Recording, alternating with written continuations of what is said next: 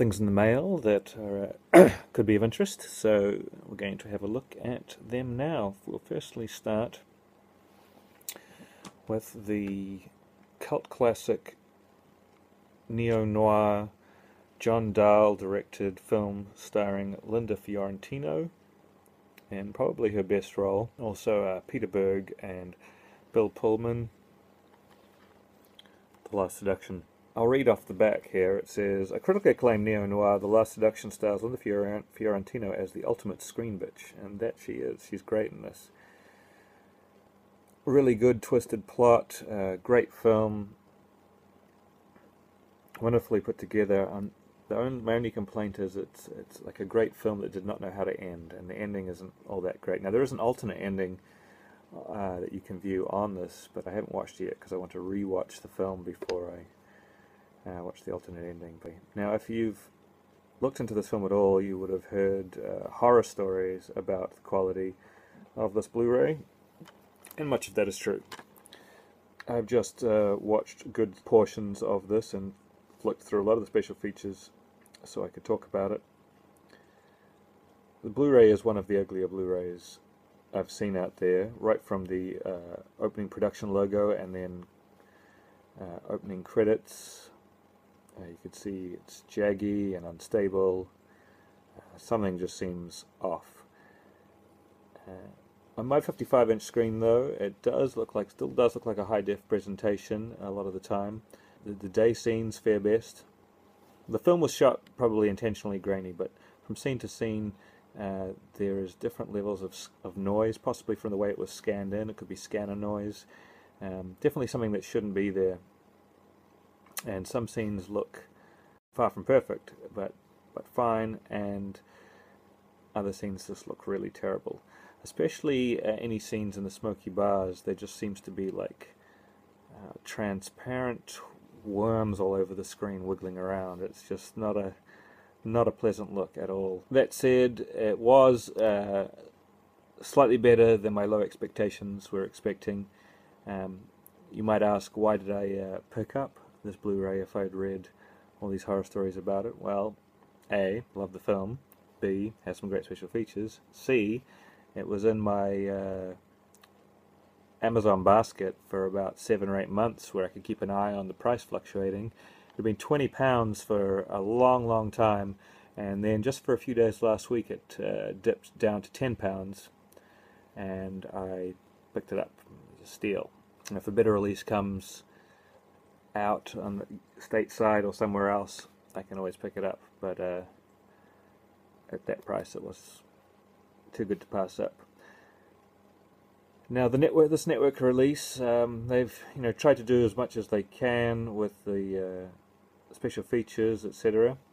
So on the first disc, it's a 2-disc set. The first disc is the Blu-ray, has the theatrical film, has the Dolby 5.1 mix, has an HD trailer, The Art of Seduction, a making of documentary in standard definition, behind the scenes footage in standard definition, and an image gallery in high definition. Now, The Art of Seduction is a pretty thorough making of, and it runs at just shy of half an hour. The behind the scenes footage is just raw footage of them setting up the shots and then the actors going at it. Runs about 8.5 minutes. And then we have a second disc here, which is a DVD. It has a director's cut of the film with commentary. The added footage is from the director's personal stock. It's VHS quality with a time code at the top, so it will cut from a pretty okay looking DVD to these added bits, which have the big black and white time code box over the top couple of inches of the screen, and they're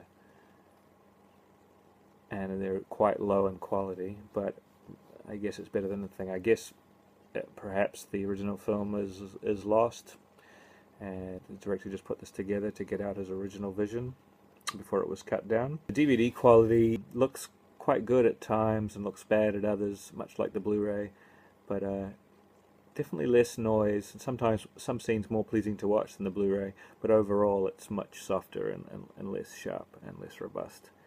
You can see the difference between the standard def and the high def release, quite obviously, even though the high def release has a lot of problems. Has an alternate ending with commentary, as I mentioned before, which I have not watched yet. I want to wait until I've rewatched the film. And then an episode of the anthology show Fallen Angels, which was directed by John Dahl, the director of The Last Seduction, which also stars Bill Pullman, who is in The Last Seduction. So it has a connection there, which is why it was included, I guess. So, and then lastly we have the commemorative booklet. So I'll show you that one second. Now the booklet here has photos and an essay by Linda Ruth Williams, called Linda Fiorentino as Screen Bitch.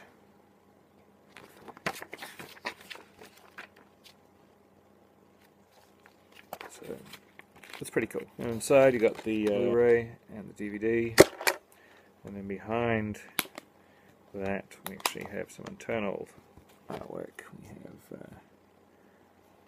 some different posters of The Last Seduction and some more information about the special features. So, really good film, highly underseen, underrated, and if you can pick this up cheap, it's certainly, the quality problems there certainly don't lend itself to paying the top dollar they were asking for such a long period of time, but if you can find this cheap as I did, it's still worth getting. There's no sign of it coming out anywhere else in the world anytime soon.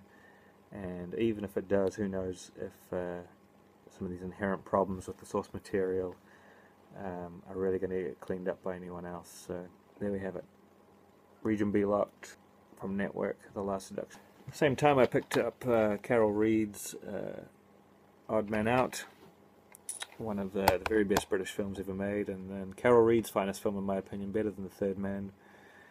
This has more recently, early this year, got a Criterion release, which I did some research on, and did some research on this one, and decided to go with this one.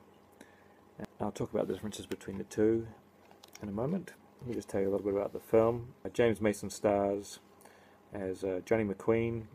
He's the leader of an illegal organisation in Northern Ireland, and he's shot during an armed raid and is badly wounded. And the rest of the film is him trying to get back to his friends, and with the police closing in on him. And it's very tense, very well made, stunning looking film, very well acted, great characters, and there's some cool little special features on here too. So it has a documentary called Home James from 1972, featuring actor James Mason revisiting his hometown, which is just under an hour long, which is just in standard definition. Also has a James Mason interview from 1972 where he discusses his films, including Odd Man Out, which is just about 13 minutes long.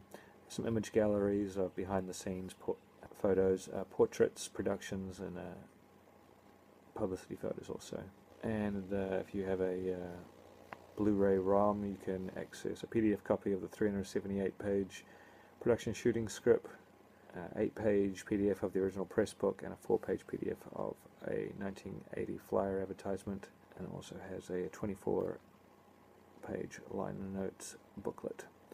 So some healthy special features, not quite as much as the Criterion, which had the Home James documentary but in 1080p, and it had some new featurettes, an interview with British cinema scholar John Hill, which is about 24 minutes long, post-war poetry, a new short documentary film about the film, which is about 16 minutes long, and a new interview with music scholar Jeff Smith about composer William Olwyn and his score, which is about 20 minutes long, and a radio adaptation of the film from 1952 starring Mason, James Mason, and an essay by critic Imogen Sarah Smith.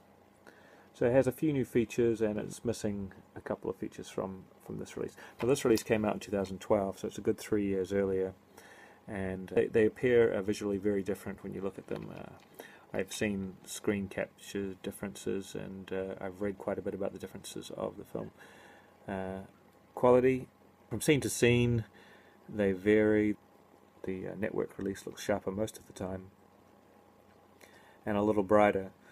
There is quite a few light scratches and dots throughout the running time of the film. It never really stops per se for any length of time. They're not overly distracting. They are at first, but you get used to them very quickly. The Criterion have gone to the efforts to try and soften those somewhat. They're still there, but you can't see them as much. But in the process, they have softened the image of the film.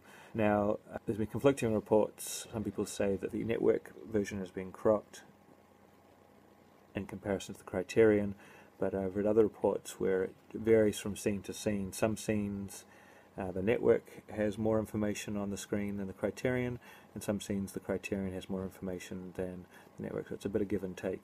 So they both have their ups and downs. I personally preferred the look of the stills of comparison stills that I saw between this one and the Criterion, although once I did watch this version, I did see that the scratches were a little more egregious than I thought they were going to be, but still very watchable.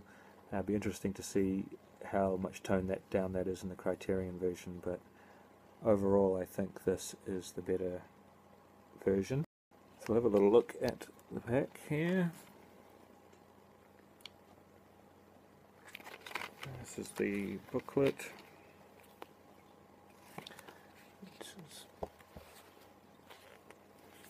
pretty thorough stuff there. Information about the special features and the restoration, and I think behind the disc is just an advertisement for some other network releases.